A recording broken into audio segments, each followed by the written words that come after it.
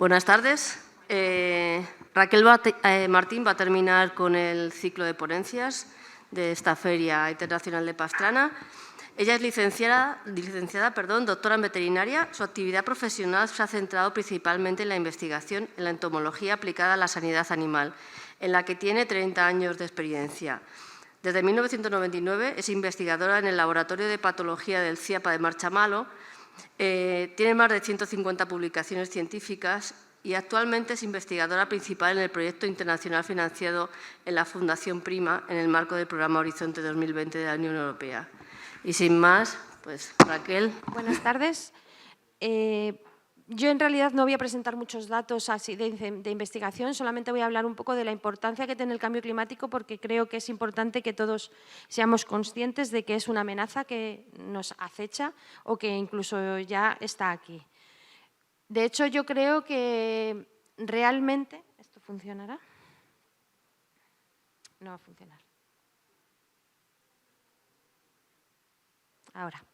Creo que realmente a estas alturas de la película nadie duda de la existencia del cambio climático. Esta es una animación que han hecho en la NASA en la que se registran los eventos adversos que se han producido durante los últimos años. Y como pueden ver, hemos pasado de un azul a un rojo constante y es realmente espectacular lo que ha pasado durante los últimos años. O sea, realmente una cosa que yo llevo escuchando desde que era una niña, el cambio climático y la exposición a algunos productos que causaban el calentamiento global, ahora realmente somos todos conscientes de que este cambio climático ya le tenemos encima. También hay algunas discusiones sobre cuál es la causa de este cambio climático, pero la realidad es que cuando se miran los datos existe una clara relación entre la concentración del CO2 en la atmósfera y la aparición de estos eventos cada vez más cálidos.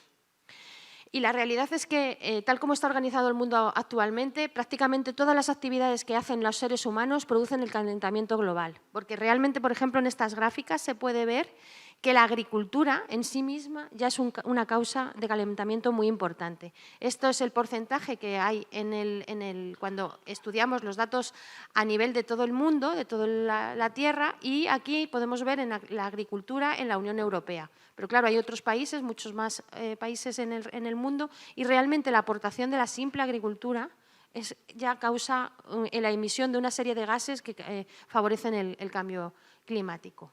Aunque, como pueden ver, la producción de energía es el principal efecto, o sea, es el principal causante de este cambio climático.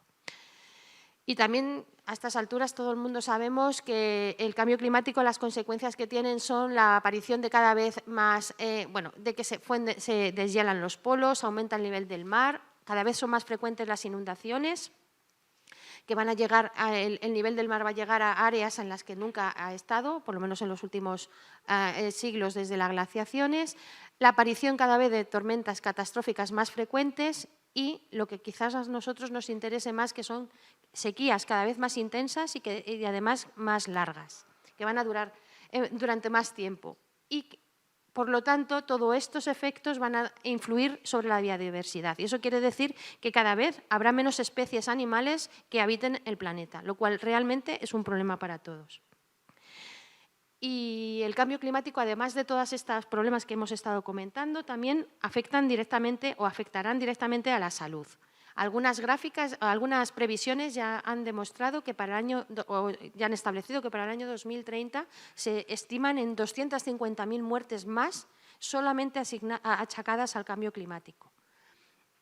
Muchas de ellas son por la aparición de enfermedades diarreicas, por las exposiciones de las personas vulnerables, son ancianos y niños, al calor y por los problemas alimentarios que van a causar, y también por la aparición de determinadas enfermedades que cada vez se van a producir en áreas donde estas no están todavía. Y, por supuesto, si ya hemos hablado antes de los efectos sobre los humanos, pues por supuesto podemos entender que también estos efectos pueden ser se van a producir a los animales. Y ya hay cada vez más estudios científicos que demuestran que este cambio climático está afectando a la producción de los animales a todos los niveles, y esto cada vez es más importante, sobre todo en países que son muy vulnerables a estos efectos. Es decir, en África y en Asia cada vez se ha visto que los animales producen menos y eso, por supuesto, tiene una repercusión directa sobre la vida de las personas. ¿Y cómo afecta el cambio climático a las enfermedades animales? Que al ser veterinaria y al dedicarme sobre todo a la patología apícola es el aspecto que más me interesa, quizás, o más me llama la atención. Y el cambio climático, la realidad es que va a tener una serie de efectos directos directamente sobre las abejas, sobre los patógenos que las afectan y sobre la capacidad de algunos de estos patógenos para transmitir otras enfermedades. Además, van a tener una serie de efectos sobre el lugar donde se encuentran las abejas o otros polinizadores, que ahora vamos a ver, y aparte, pues, por supuesto, pues, los efectos que tienen directamente sobre las personas. ¿Y cuáles son los efectos sobre los polinizadores? Bueno, pues la realidad es que tampoco hay muchos estudios, pero sí que los que hay ya indican que realmente el cambio climático afecta mucho a los polinizadores en general. Hay un estudio del Ministerio que lo realizaron en colaboración con una universidad, no recuerdo exactamente de dónde, pero recuerdo que era catalana. Y luego hay también una monografía en la que se ha recopilado pues, todas las previsiones, todo lo que se espera sobre los polinizadores en general y sobre muchos otros insectos. Y muchos datos indican que, desgraciadamente, los países del Mediterráneo somos los más sensibles a los efectos del cambio climático directamente por la exposición que tenemos a las temperaturas y por muchos otros factores en las que realmente muchos de los países mediterráneos son todavía los que tienen mayor biodiversidad y existe el riesgo de que ésta se pierda.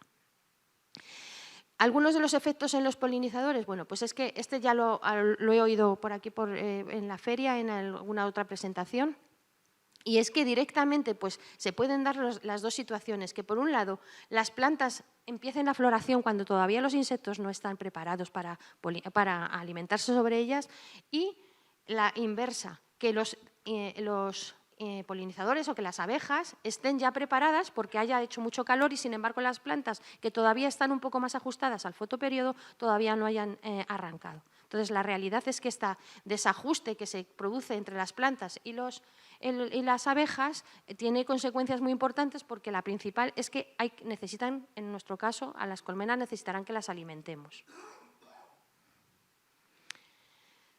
Otro de los efectos que también se pueden producir es que se produzca, o sea, que se varíen el lugar en donde se encuentran las abejas y donde se producen las condiciones climáticas adecuadas para su vida. Esto quizás en las abejas melíferas, en Apis mellifera, pase menos, porque tenemos la suerte de que son más generalistas, pueden alimentarse en mucho tipo de planta, pero para algunos polinizadores esto es muy importante, porque realmente, si se tienen que subir porque la temperatura aquí abajo es muy alta y se suben arriba y resulta que aquí no existen las plantas de las que se alimentan, se produce, por lo tanto, un desajuste completo.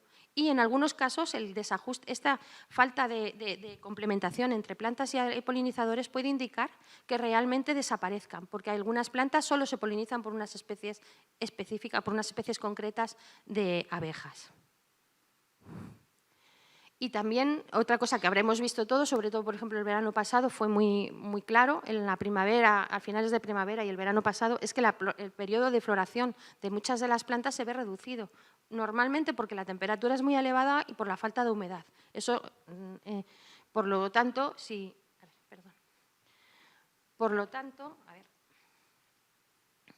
además de que se ve reducida el tiempo en el que están las plantas en floración, también se reduce el número de flores a las que están disponibles para las abejas. Y en cuanto a la distribución y virulencia de los patógenos, no sé cómo hacerlo porque esto es un rollo. Me voy a centrar principalmente en los patógenos que, desde mi punto de vista, son los más importantes, que son Varroa y Nosema en nuestras condiciones. Entonces, empezando por Varroa, bueno, pues entonces en principio podemos pensar que a cuanta más cría haya, más Varroa, y eso es así. Es lógico pensar que cuanto más cría haya, más Varroa, porque la Varroa se multiplica en la cría. Y, de hecho, hay muchos datos en algunas partes del mundo que se han publicado en los que demuestran que realmente el cambio climático, ya como tal, por el aumento que existen en las temperaturas, está haciendo que Varroa sea más importante en algunas regiones del mundo. Este estudio es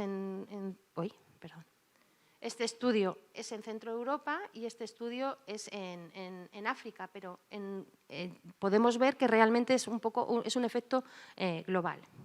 Sin embargo, la verdad es que Varroa tiene una tolerancia al calor relativamente baja. Entonces, esto quiere decir que las abejas son capaces de soportar temperaturas más altas que Varroa. Aquí en esta tabla, estos investigadores recopilaron una serie de datos de lo que está publicado de la tolerancia que tiene Varroa a la temperatura. Y como podemos ver, la mayoría, esto indica el porcentaje de mortalidad. En esta columna la mortalidad de Varroa y esto la temperatura. Y aquí es el tiempo a las que los pusieron las Varroas, estuvieron expuestas a la temperatura. Y como podemos ver, alrededor de 40, 42 grados, en este caso son 47, pero bueno, 40, 42 grados, la mayoría de los estudios indican un porcentaje de mortalidad muy alta. Eso indica que realmente a Varroa no le viene bien que haya calor, pero lo que sí que le viene bien es que haya mucha cría.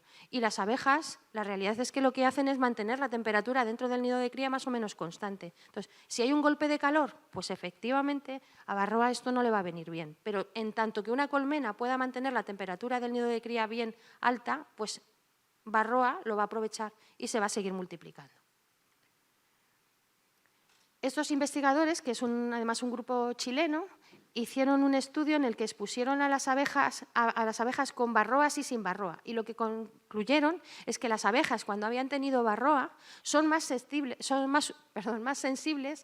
a los efectos perjudiciales que tiene el calor. Se reduce su tolerancia y también se reduce su capacidad a aclimatarse cuando se sube la temperatura, a mantenerse en buenas condiciones. Con lo cual, Varroa tiene efectos negativos, además, para que las abejas sean capaces de adaptarse a estas altas temperaturas.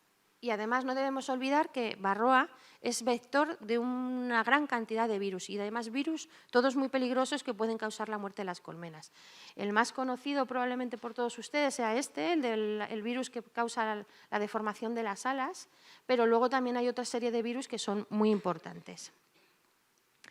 Y el caso es que ¿podemos saber si el cambio climático va a afectar a esta transmisión de virus? Pues la realidad es que todavía no lo sabemos, no hay estudios, principalmente porque los virus de las abejas son muy difíciles de cultivar y entonces es muy difícil hacer unas previsiones. Pero si podemos asumir que pase algo parecido a lo que está pasando con los mosquitos sí que están muy estudiados, porque como ustedes ya saben, los mosquitos transmiten muchas enfermedades que son muy peligrosas para nosotros mismos. Por ejemplo, el paludismo, el virus del dengue, el Zika, bueno, y otras enfermedades víricas y parasitarias. Entonces, lo que se ha visto es que con el cambio climático los virus van a cambiar su distribución. Este mapa muestra más o menos la distribución actual y los meses en los que están activos estos mosquitos. Sin embargo, todas las previsiones hacen pensar que lo que va a pasar es lo siguiente.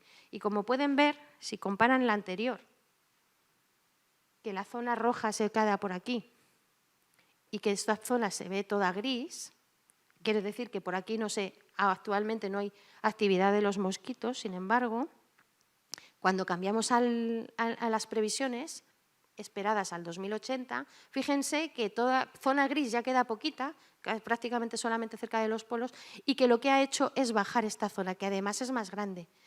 Y los investigadores creen que lo que va a pasar es esto, y es que los mosquitos van a aumentar su distribución. Van a estar, como pueden ver en el mapa, hay muchas más áreas que ahora mismo no tienen estos problemas de mosquitos, pero van a estar mucho tiempo más activos. Pero, sin embargo, en las zonas donde ahora mismo tienen muchos problemas de transmisión por esas enfermedades, van a tener menos. Porque, como pueden ver, aquí ha bajado. Toda esta zona antes estaba roja y ahora, sin embargo, ha bajado. Y, sin embargo, en zonas donde antes no tenían ningún problema con la transmisión, sí que va a existir esa transmisión. Con lo cual, los que ahora mismo tenemos la suerte de no tener problemas con algunas enfermedades, es posible que sí las tengamos en el futuro. ¿Y esto es asumible a Varroa? Pues no lo sabemos.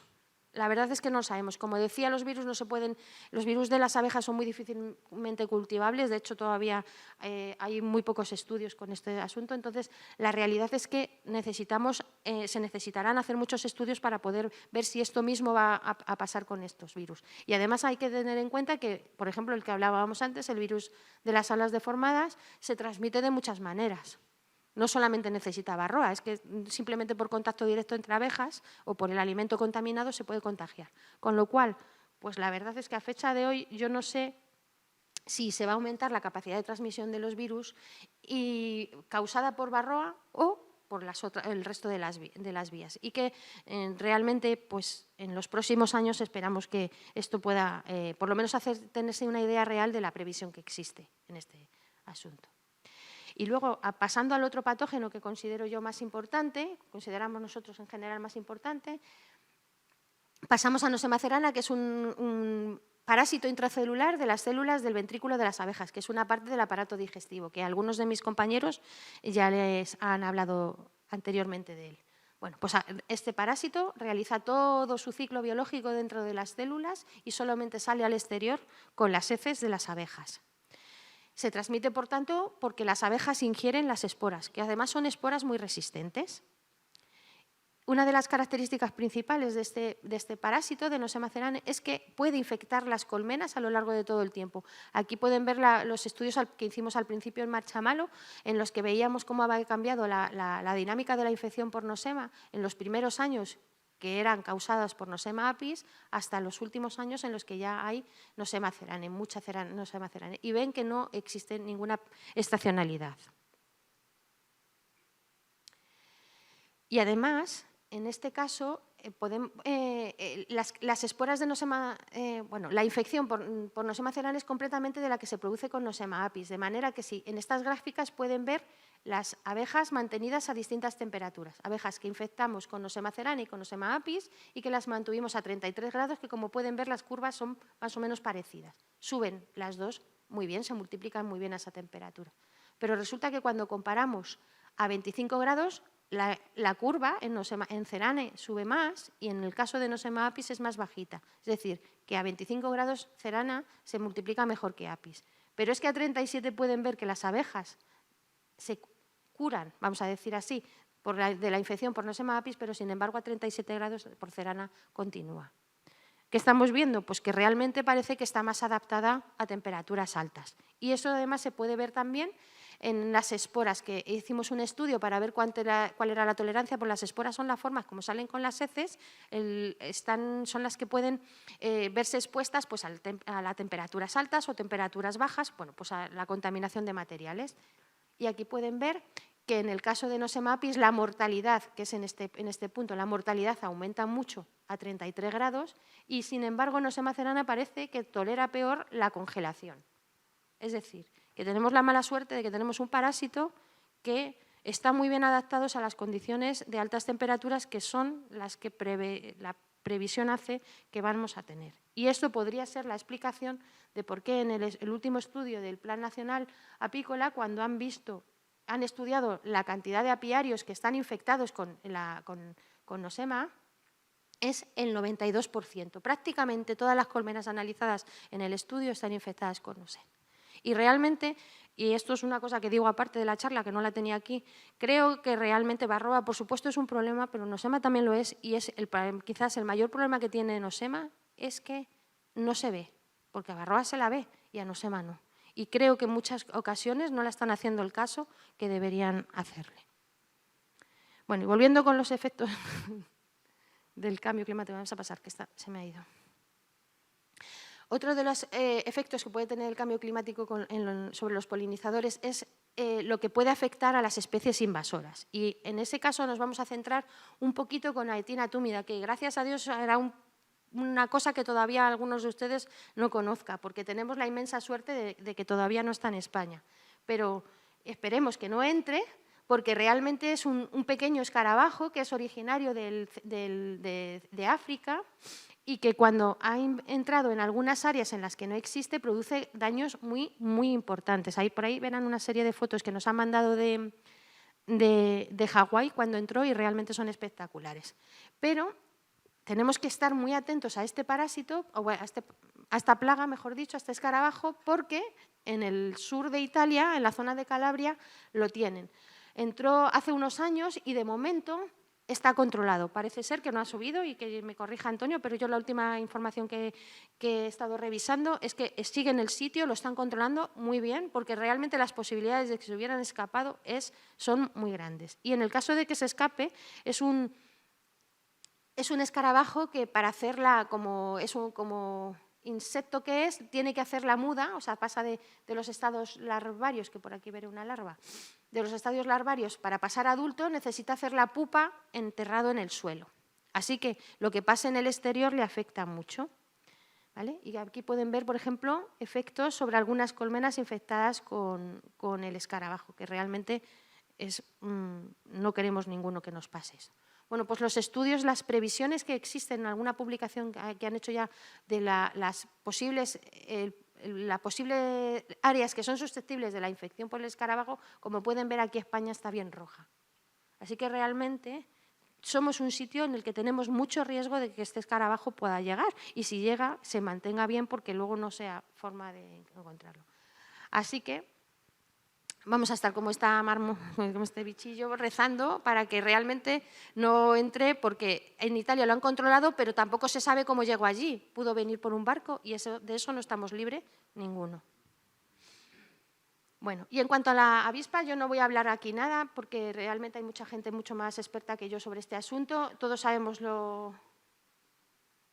iba a utilizar una palabra poco técnica, pero bueno, lo asquerosa que es esta avispa, lo peligrosa que es, realmente los problemas que están causando en gran parte de la zona norte de España. Y los pocos estudios que se han hecho hasta el momento indican que el cambio climático lo único que va a hacer es favorecerlo. Es verdad que es una avispa que por lo que se dice, por lo que se sabe, no tolera muy bien el calor, pero sí que es posible que en algunas zonas, y esto va a ser más preocupante sobre todo para el norte de Europa, en zonas donde ahora realmente la avispa no tolera, no se puede mantener, pero sí que es posible que se extienda su área de acción, como se va a ir calentando, pues entonces va a ser más amplia. A nosotros, bueno. Y luego yo me he concentrado con algunos, pero como pueden ver hay muchas otras cosas de las que no me da tiempo a hablar, pero que realmente no se saben. Realmente cuando hablamos de patógenos apícolas hay pocos estudios relacionados con cambio climático y será muy importante que en el futuro se siga avanzando. Y luego, por último, no, faltan un par de cosillas más. Los efectos sobre los eventos climáticos extremos pues no necesitan mucha explicación, porque todos somos conscientes de que si hay muchos incendios, las colmenas mal, las que están en el monte, y si hay inundaciones, pues lo mismo. Realmente eso es una cosa que no necesita mucha explicación. Y una cosa también que la he dejado para el final, pero es muy, muy importante, es que es agravante del cambio climático, la exposición al calor cada vez más grande, es agravante de otros factores. ¿Y eso por qué?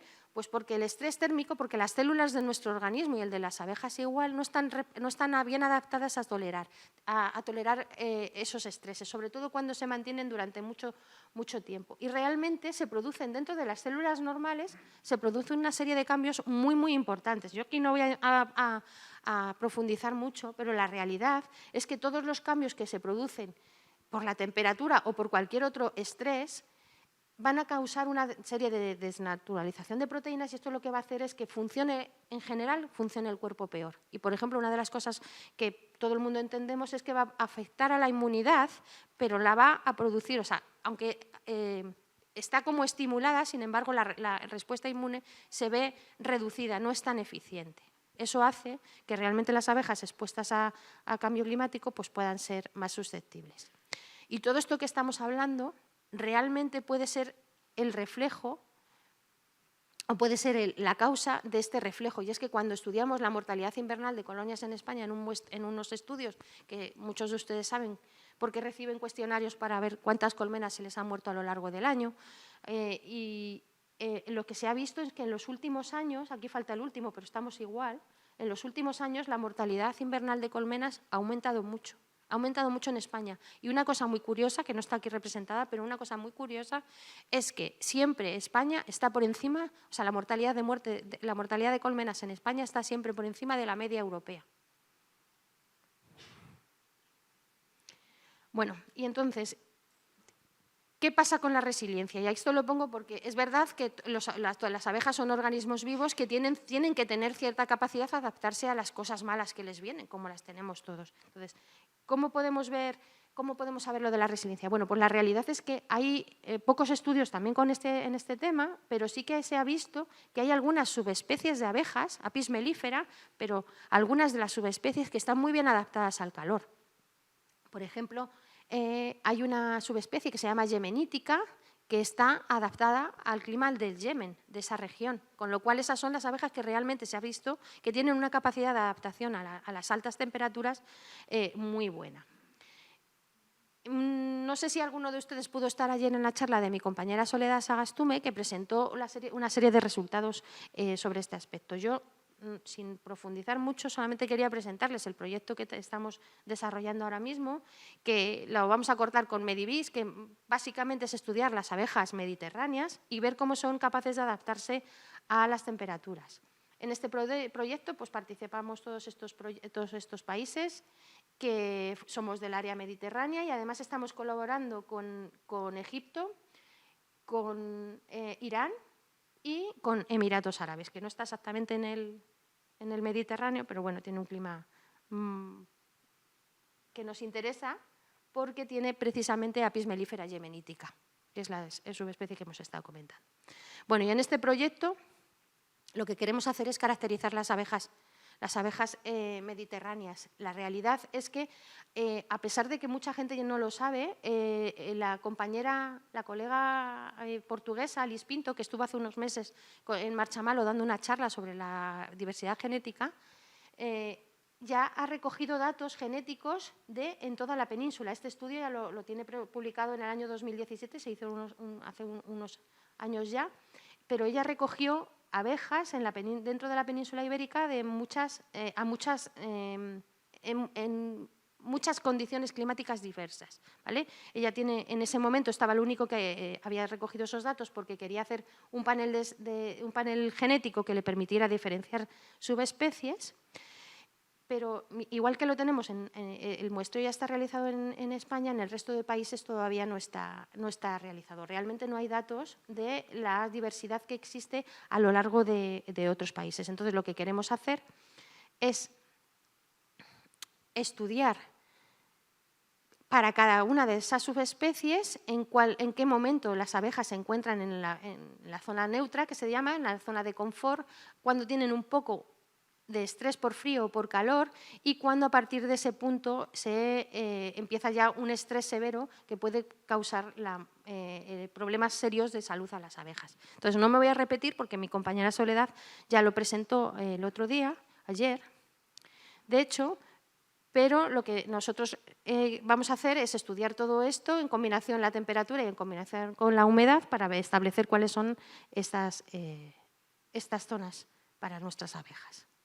¿De acuerdo? Ya tenemos unos datos, ya hemos establecido por este lado y por este otro cuáles son las temperaturas, que es a partir de 42 grados. Normalmente las abejas ya tienen problemas serios de salud, pero bueno, eso ya se lo presentaré un poquito más adelante cuando tengamos más datos. Y lo que vamos a hacer en campo también es ver cómo se adaptan las condiciones climáticas comparando Apis mellifera iberiensis con Apis mellifera ligustica, que es la subespecie italiana, que probablemente ustedes saben que es la subespecie que más se exporta a nivel mundial. Y esto es con el convencimiento, y quizás luego tenga que desdecirme de esto, pero es con el convencimiento de que creemos que las subespecies locales están mejor adaptadas a las condiciones de cada país. Es decir, Apis mellifera iberiensis ha estado expuesta a las condiciones de la península ibérica durante muchos miles de años. Entonces, en principio, ha debido de desarrollar una serie de características que la permitan vivir mejor en la península ibérica. Y ligústica las ha desarrollado para vivir en Italia. Entonces, vamos a comparar, porque hay algunos estudios, no muchos, pero hay algunos estudios en los que ya han visto que cuando comparan ligústica con la subespecie local, existen una serie de problemas y, sobre todo, esto es que en algunos casos necesitan alimentarlas cuando no haría falta y porque hay un desajuste, como hemos estado diciendo, que existen esos desajustes que se producen por el cambio climático, pero en algunos casos, si traemos subespecies que no son las locales, ese desajuste ya viene colocado. Es fácil entender que una vaca de las blancas y negras que todos vemos por el campo en Suiza produce mucho y, sin embargo, si la llevamos a Marruecos produce menos. Y si queremos que produzca lo mismo, la tenemos que alimentar mucho más. Entonces, eso es lo que no es sostenible si queremos luchar contra los efectos del cambio climático. No sé cómo voy de tiempo. Vale, bueno, entonces vamos a comparar las dos subespecies, vamos a traer aquí apisme ligústicas, pero vamos a evitar que esta se pueda extender porque lo que no queremos es contaminar con genes que no son de locales. Entonces, vamos a evitar eso y vamos a hacer estudios de comparación de la fertilidad de los zánganos de forma comparada. Vamos a estudiar varios parámetros y luego también vamos a estudiar la fertilidad de las reinas, aparte de un montón de parámetros, todos los que podamos, de parámetros productivos y de parámetros de adaptación.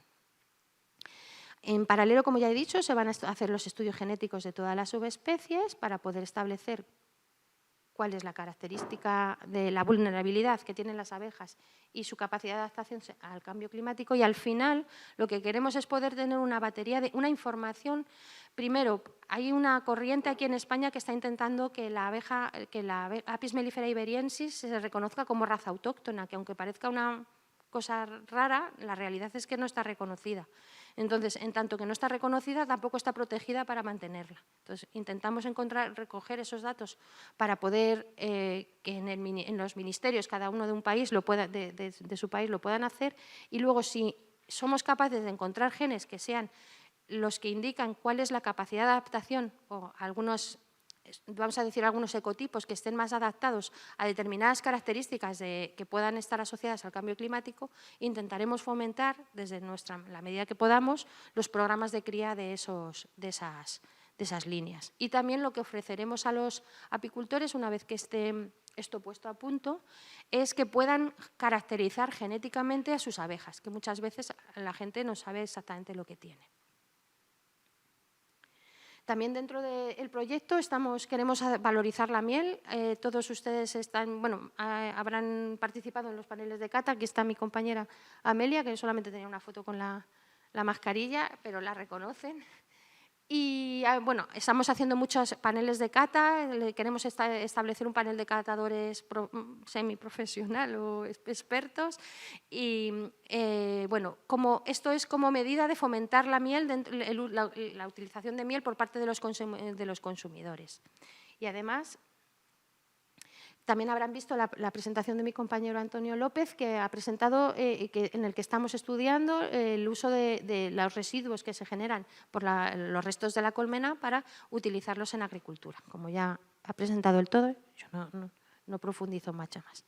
Y ya por último, pues lo que sí que les comento es que dentro del proyecto una de las cosas que nos hemos comprometido a hacer es dar mucha difusión a los resultados. Así que si cualquiera de ustedes tiene cualquier duda, cualquier consulta, puede contactar con nosotros. Incluso yo me ofrezco a asistir a cualquier reuniones de apicultores a las que me inviten para poder difundir sobre todo los resultados. En este punto no tengo tantos resultados porque estamos a medio del proyecto, pero sí los tendremos y los difundiré todo lo que pueda. Y nada más, ya he terminado. Muchas gracias por su atención.